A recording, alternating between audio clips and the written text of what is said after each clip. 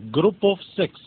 10 мъже и 10 жени решават да направят групов секс, влизат в тъмна стая и казват така: гасиме лампата и кой коя фане, никой няма се сърди. Секса започва, обаче се чува мъжки глас. Тука няма ред, братче, какво става сега тук? Тука няма ред, братче, какво става сега тук? Ало, тука няма, опа, айде, абе, тука няма ред, какво става тук, бе, няма ред, бе. Когато минава един час, светват лампата и питат: ко то, дето вика, че няма ред?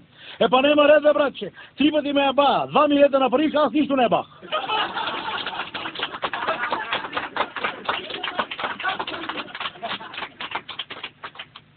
Жена се обажда на любовника си.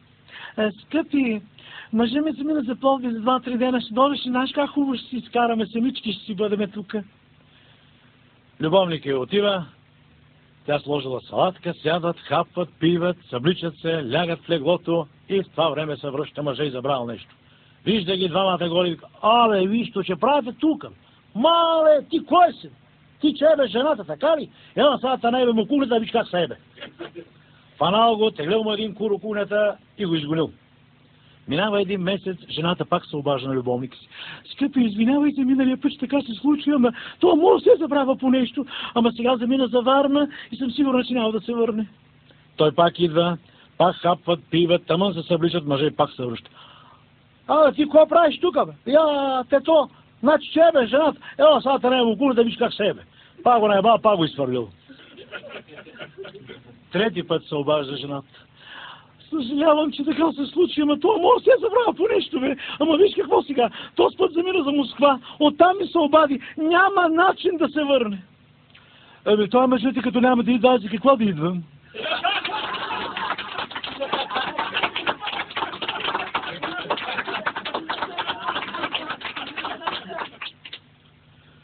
Селянин отива в града при доктор. Доктора, добър ден, значи да ти кажа са, ние с моята жена си живеем така доста години, обаче нещо не е добре, сега искам да разберем какво мога да я направим така да и мине. Нека да влезе. Ама как че влезе, бе? Аз, понеже живеем на 15 км от града, та съм дошъл тук така пеша, нали знаеш, таксета много скъпи стана, та съм дошъл да ми кажеш какво да и правим да и мине. Не може, тя трябва да дойде тук. Докторе, защо трябва да дойде, бе? Сега аз 15 км до тук да до 15 км да се върнем, стават 30 и 15 пара до 45 и 15 да върнем обратно 60 км изминем за какво? Ще ги изминеш. Докторе, къде сега що ще и правиш? Що ще и правим? Ще и пръднем на путката, че и мине. Докторе, от име не пръднеш на кур, аз ще го занесем, бе.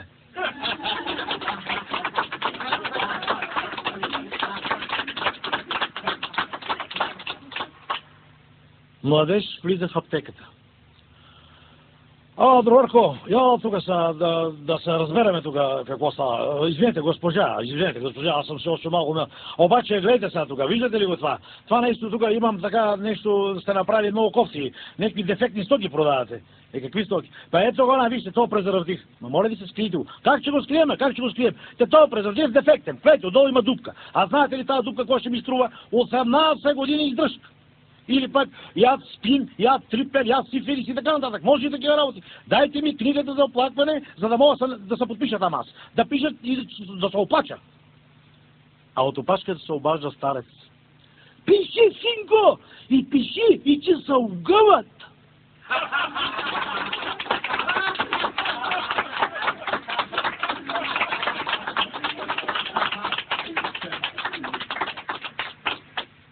Млада жена отива при лекаря. Докторе, вижте какво аз, така да се каже, не знаете, на млади години, така, съм направила една грешка и не съм действана, както се казва.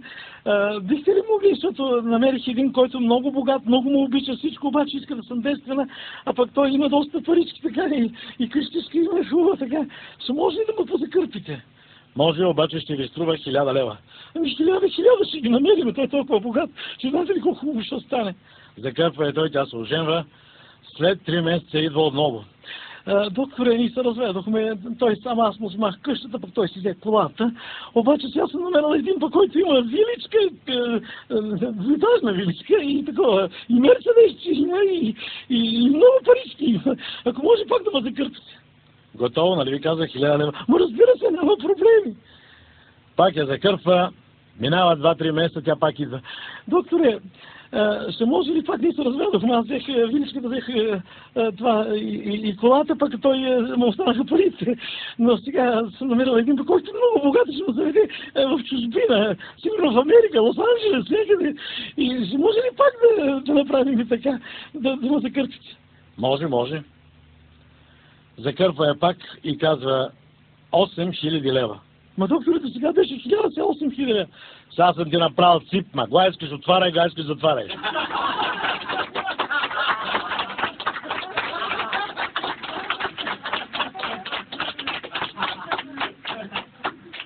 Гражданин вика по улиците. Помощ! Среща един полицай. Господин полицай, в градинката голям бой, кръвопролитие. Какво става, бе? Кажи, какво е положението? Бият курвите и педерастите. А полицай отговаря, от нас ще има ли жертви?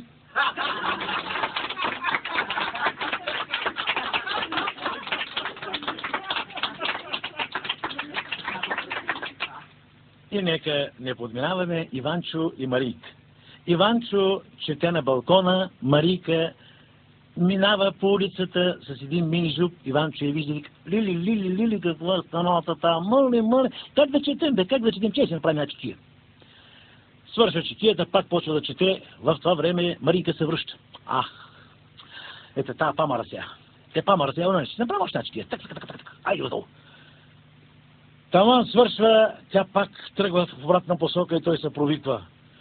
Слушай, аре само не оттама, бат ти майката ненаситна.